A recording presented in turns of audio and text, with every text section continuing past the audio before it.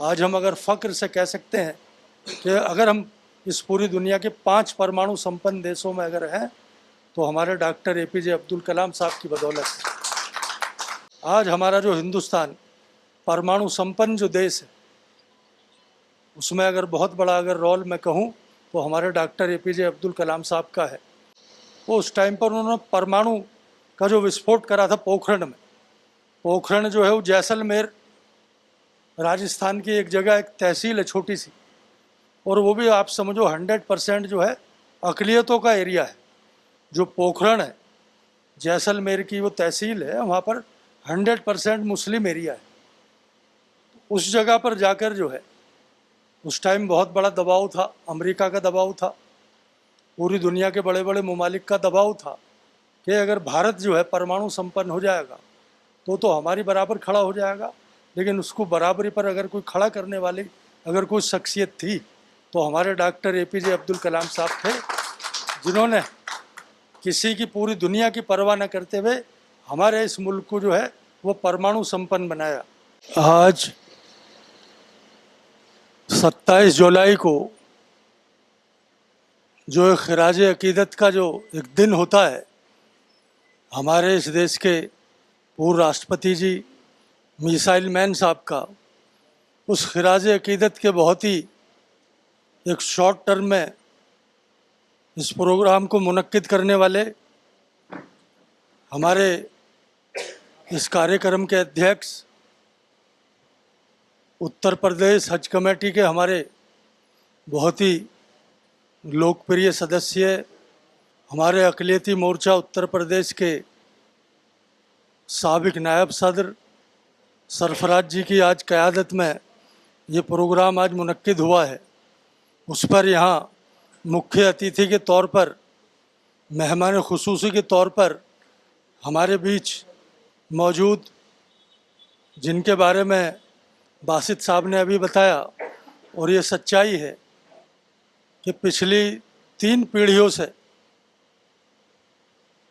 जो हरियाणा की, संयुक्त पंजाब की, राजस्थान की लगातार खिदमतों को अंजाम देने वाले ऐसा हमारा परिवार, मेरे बड़े भाई, और हरियाणा सरकार में जो वक्फ बोर्ड होता है उसके एडमिनिस्ट्रेटर हैं। इनसे पहले जितने भी एडमिनिस्ट्रेटर हुए वो बहुत ही सीनियर मोस्ट IAS अधिकारी होते थे, लेकिन हमारी वहाँ पर सरकार ने, खट्टर साहब ने चौधरी जाकिर हुसैन साहब को वक्फ बोर्ड की, क्योंकि एक एडमिनिस्ट्रेटर एक इतनी बड़ी पावरफुल पोस्ट होती है कि जहाँ पर पूरी ईमानदारी और बहुत ही ईमानदारी के साथ अगर कोई खिदमत कर सकता है तो उनको वो पोस्ट देकर लगातार 3 साल से उसकी खिदमत कर रहे अक़लियती मोर्चा के ऑल इंडिया के हमारे नायब सदर, 3 बार नूह से और तावड़ू से हमारे MLA रह चुके चौधरी जाकिर हुसैन साहब। और मेरी तो ये दुआ है, और आप सब भी माशाल्लाह दुआ करना, कि आने वाले चुनाव में, अभी 4-5 महीने के बाद में चुनाव है, कि वहाँ पर पार्टी हमारी उनको टिकट देने वाली है, तो हम सब भी जाकर उनके लिए वहाँ इंशाल्लाह मेहनत करेंगे और फिर चौथी दफ़े उनको जो है जिताकर हरियाणा की विधानसभा में हम पहुँचाएँगे। ऐसे हमारे जाकिर साहब, और उत्तर प्रदेश जो है, आप जानते हैं कि इस पूरी दुनिया में सबसे ज़्यादा जो आबादी है वो चीन की है, अब तो हिंदुस्तान की हो गई। उसके बाद में अगर किसी की आबादी है तो अमेरिका की है 35 करोड़, और तीसरा नंबर अगर किसी का है तो हमारे उत्तर प्रदेश का, जिसकी 25 करोड़ आबादी है। और 25 करोड़ आबादी में बहुत बड़ी तादाद में हमारे 25% जो है अक़लियत समाज भी उत्तर प्रदेश में जो है निवास करता है। उसका रिप्रेजेंटेशन करने वाले भारतीय जनता पार्टी अक़लियती मोर्चा के सदर कुंवर बासित अली साहब हमारे बीच मौजूद हैं। उनकी ही टीम के वाइस प्रेसिडेंट नायब सदर जमालुद्दीन अलवी साहब मौजूद हैं, और हमारे ही, मेरे ही और इनके ही जिले और विधानसभा के रहने वाले जो गुड़गांव में आजकल रहते हैं, जिन्होंने वहाँ पर अपनी मेहनत से वहाँ के अक़लियती मोर्चा में नायब सदर की हैसियत से वहाँ पर काम कर रहे हैं, ऐसे हमारे शादाब अली नकवी साहब, हमारे परवेज प्रधान जी, और बहुत अच्छे तरीके से एंकरिंग करने वाले हमारे नोएडा महानगर के अध्यक्ष हमारे एहसान साहब, और यहाँ पर मौजूद हमारे हल्द्वानी गांव के बुज़ुर्ग मौलाना साहब और अक़लियती मोर्चा के पदाधिकारी। बड़े भाइयों, जैसा आप सबको मालूम है, आपने बैनर पे भी पढ़ लिया होगा कि हमारे डॉक्टर APJ अब्दुल कलाम साहब, जिनके बारे में अगर मैं 5-7 मिनट लूँगा, क्योंकि अभी टाइम भी थोड़ा हो रहा है और हमारे जो मेहमान खुसूसी हैं उन्हें भी अपनी बात रख के नूह भी जाना है उन्हें। तो बहुत ही गरीब घर के, जिनके यहाँ पर जो है 2 जून की रोटी भी नहीं होती थी, मछुआरा परिवार। रामेश्वरम एक जगह है जिसकी वहाँ से श्रीलंका से 35 किलोमीटर दूरी है सिर्फ, और जो हमारे सबसे पहले जो नबी थे और इंसानियत, जिन्होंने इंसान की सबसे पहले दुनिया में कदम रखा, हज़रत आदम अलैहिस्सलाम, तो जो रामेश्वरम जगह है आज, उस टाइम तो सीलोन होती थी, श्रीलंका का पार्ट था, लेकिन आज जो रामेश्वरम जगह है वहीं पर हमारे हज़रत आदम अलैहिस्सलाम भी के कदम भी वहाँ पर उतरे थे। गूगल पर अगर आप डालेंगे आप एडम्स ब्रिज, तो आपको वही जगह आएगी जहाँ पर हमारे डॉक्टर APJ अब्दुल कलाम साहब पैदा हुए थे, और बहुत ही छोटे से एक मछुआरा परिवार में पैदा हुए। बहुत बड़ी इनकम नहीं थी, तो वहाँ पर उन्होंने अखबार साइकिल पर बेचकर जो है अपनी एजुकेशन को आगे बढ़ाया, और माशाल्लाह उस एजुकेशन के बल पर ही आज हमारा जो हिंदुस्तान परमाणु संपन्न जो देश है, उसमें अगर बहुत बड़ा अगर रोल मैं कहूँ तो हमारे डॉक्टर APJ अब्दुल कलाम साहब का है।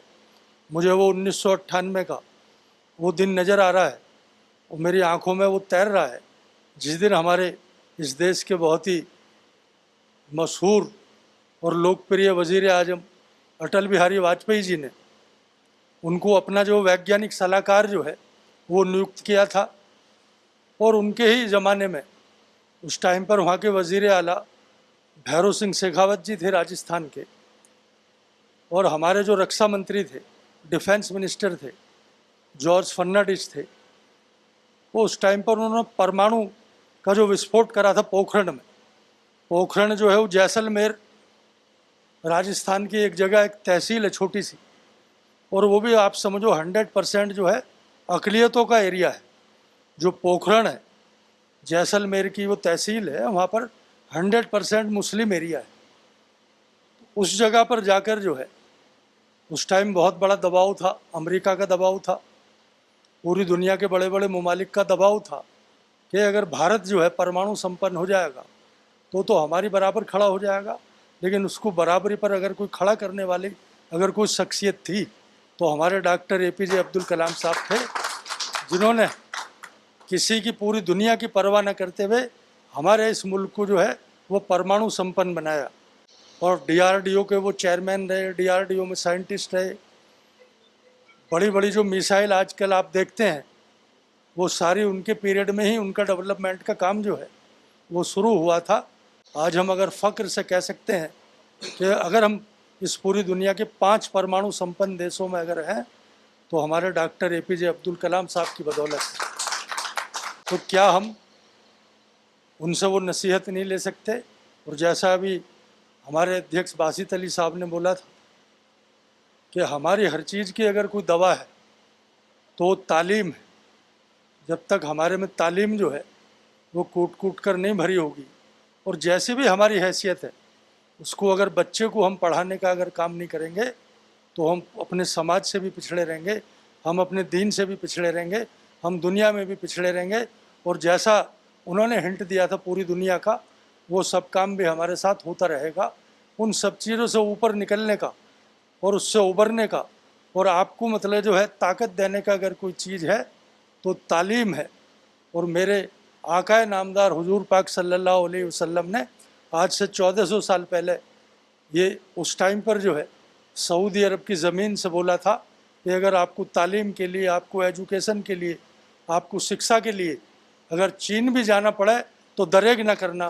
तो चीन का ही क्यों उन्होंने एग्जाम्पल दिया था, इसलिए एग्जाम्पल दिया था कि पूरी दुनिया में अगर सबसे ज़्यादा कोई दुश्वार गुजार अगर कहीं रास्ता था तो चीन जाने का था। वहाँ पर कोई ट्रांसपोर्टेशन की सुविधा नहीं थी। वो अगर वहाँ से अगर आदमी, वो कोट उन्होंने करा था, वो उदाहरण उन्होंने दिया था कि अगर आपको इतनी दुश्वार गुजार जगह भी जाना पड़े जहाँ पर पहुँचने में हो सकता है कि आप पहुँच भी ना पाओ, उससे पहले ही आपका इंतकाल हो सकता है, लेकिन वहाँ तक भी आप जाओ किस लिए? तालीम के लिए जाओ, एजुकेशन के लिए जाओ, शिक्षा के लिए जाओ। तो आज उनके इस पुण्यतिथि के कार्यक्रम में, खिराज अकीदत पेश करने के कार्यक्रम में आज हम जितने भी यहाँ पर बैठे हैं ये ताहिया करके जाएं कि हम अपने बच्चों को पढ़ाएंगे। और अगर मेरे पे अगर हम ज़्यादा बरसरे हैसियत के हैं और मेरे पड़ोस में अगर कोई ऐसा बच्चा है कि जिसकी इतनी हैसियत नहीं कि वो अपने बच्चे को पढ़ा सके, लेकिन उसमें टैलेंट उसको नज़र आ रहा है, तो आप अपना वो पूरा जो है ज़ख़ीरा और जितनी भी आपकी जो है उस टाइम पैसे हैं, माले जर है, उस बच्चे पर आप इन्वेस्ट कर सकते हैं। तो आने वाले दिन में हो सकता है आपके पूरे महल्ले की क़यादत करे, पूरे गांव की क़यादत करे। तो ऐसा आपने मिशन लेकर चलना है। तालीम के बगैर हर चीज़ जो है वो बेकार है। आज हर जगह आप जाएंगे, अगर ये भी आप ख़रीदने जाएंगे, अगर आप ठेली पे भी कोई काम करेंगे तो उस पर भी आपको जो है जीएसटी भी देना पड़ेगा। या आजकल तो सब जो है पैसों का सिस्टम डिजिटल फॉर्म पे हो गया है, तो जब तक आप पढ़े लिखे नहीं होंगे तो आप वो अपना कारोबार जो है ठेली चलाने वाला कारोबार भी आप नहीं कर सकते। तो आज ये उनके खिराज अकीदत के इस प्रोग्राम पर ये ताहिया आप करके जाएं कि हमें अपने आधी रोटी खानी है और बच्चों को पढ़ाना है। तो मैं अपनी बात को, क्योंकि उनके बारे में अगर बोलना चाहूँ तो मैं घंटों बोल सकता हूँ, क्योंकि मैं उनके घर पर भी गया हूँ और जहाँ पर उनका म्यूजियम है मैं वहाँ पर भी गया हूँ, जहाँ पर उनका मज़ार है मैं वहाँ पर भी गया हूँ। उन्होंने खुद अपने पैसों से अपनी पेंशन भी उन्होंने जो है वक्फ कर दी थी। उन्होंने अपना एक मदरसा भी वहाँ पर कायम किया, उसमें भी मैं गया हूँ। एक मस्जिद भी उन्होंने ट्रस्ट बनाकर कायम की, वहाँ पर भी मैं रामेश्वरम में गया हूँ। तो उनकी मैं जहाँ जहाँ भी वो गए थे अपने गांव में, उनके छोटे से शहर में, सब चीज़ मैंने देखी है। तो मेरे अभी हमने पिछले दिनों जो कार्यक्रम कर रहे थे पसमानदा वाला, तो हम उसमें अगर किसी को आइडियल उसके बैनर पर अगर किसी को मानकर चलते थे तो डॉक्टर APJ अब्दुल कलाम साहब को ही हम आगे लेकर चलते थे। किस लिए? कि वो एजुकेशन के जो है वो बादशाह थे। एजुकेशन में उन्होंने जो है पूरी दुनिया में अपना मकाम बनाया था। तो मैं अपनी बात यहाँ पर ही ख़त्म करता हूँ। आप सबने बहुत ही ध्यान से मेरी बात सुनी। जय हिंद, जय भारत।